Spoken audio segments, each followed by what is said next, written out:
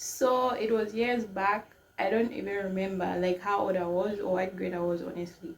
But I had this best friend of mine. We were classmates, schoolmates, and our moms were best friends. And my best friend's name is Tracy. Was Tracy. I think she's still alive though.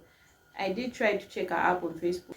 So our moms were best friends, and Tracy's mom owned a salon. So each time I needed to do my hair, I don't know why parents think, I don't know, guys, like when you have a kid, do you think you would be taking them to the salon, like to put them in the hair dryer and all that?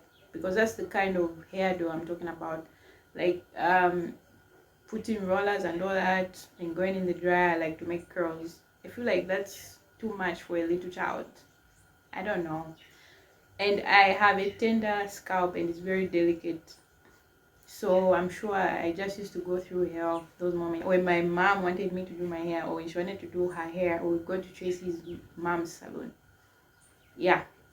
So we were best friends like that. Basically family. Practically family. So what happened is Tracy came over to my place and we were playing hide and seek. So yeah, we were playing hide and seek, and then after that I don't know what that game was because we were both like standing on the same spot and we were covering our eyes. I don't know what that game was, honestly, but after playing hide and seek, that's the game we were playing.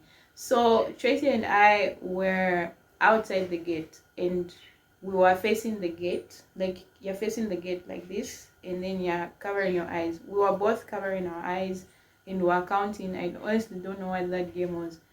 So you know those moments like when you're seated alone in a crowd, and then you think to yourself like, I think someone is looking at me. Then when you look and actually you find someone is looking at you, then they look away and they're like, bitch, why are you looking at me? You know those moments, right? Or when you just have that strange feeling like, I feel like maybe someone is behind me or someone is looking at me. That's the feeling I got. So I felt, I just got this feeling of like, I think there's someone behind me. Okay, so I decided to turn around. I turned around and here was this man, because by then we were very very tiny. Maybe I might say he was like very tall, but maybe it's because we were just kids, so to us he was a very big man. But here was this like big man. I remember he was dark skinned and he was like creeping up on us, like like creeping up like that, like walking very slowly so that we couldn't hear his footsteps. So I decided to look behind. Okay, so I looked behind me and there he was. Like I found him like this, like he stopped. Then I screamed. I was like, Tracy, run! And that's how we ran, guys. We ran, like we didn't even run back inside the yard. We just went our separate ways. Like I just ran and Tracy ran, and I don't remember if this man chased us or if he just went away or ran away or walked away. I have no idea. But that's one of the incidents when I was very young, when my best friend and I almost got kidnapped. The other incident, I was all alone, like my granny sent me to buy something at a very very small shop. So those places where, like, when you're going somewhere and you don't follow the road, like you just pass in between houses.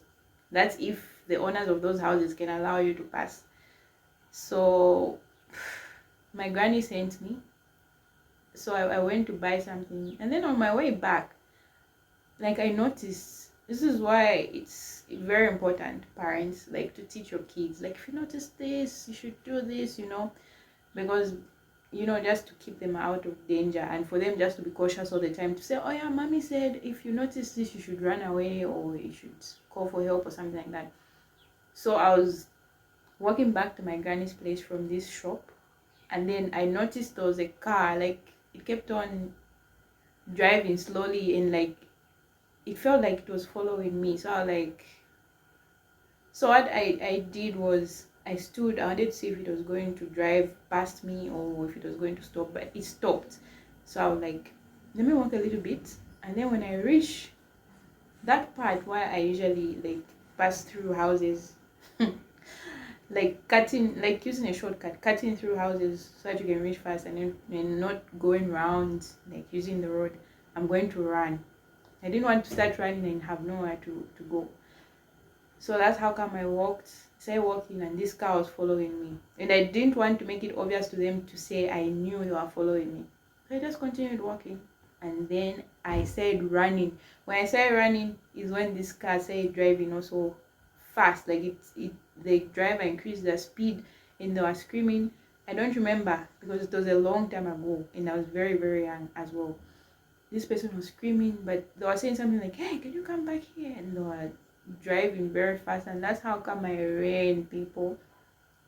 And I cut through houses, and that's how come I went to my granny's. And I don't even remember if I told my grandparents like what happened, but trust me, my grandparents, because I was raised by different people due to circumstances.